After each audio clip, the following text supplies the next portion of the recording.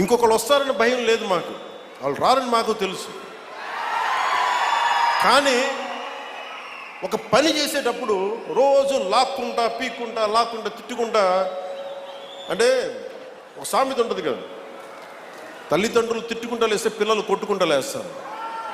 అలాగా నాయకులు ఎప్పుడు పరస్పరం తిట్టుకుంటా ఒకళ్ళొకళ్ళు పొడుచుకుంటామంటే వేదిక పైన నాయకులకు కానీ రాష్ట్ర స్థాయిలో ఉన్న నాయకులందరికీ కూడా మా అందరి బాధ్యత, మీరు మా మీద భరోసా పెట్టారు. మీరు లేకపోతే 151 సీట్స్ అవుట్ ఆఫ్ 175 ఎలా వస్తాయి?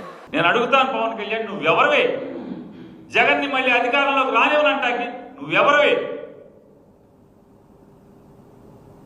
సంవత్సర కాలంగా ఎక్కడున్నావు? ఈ రాష్ట్ర ప్రజలకు ఏం చేశావు?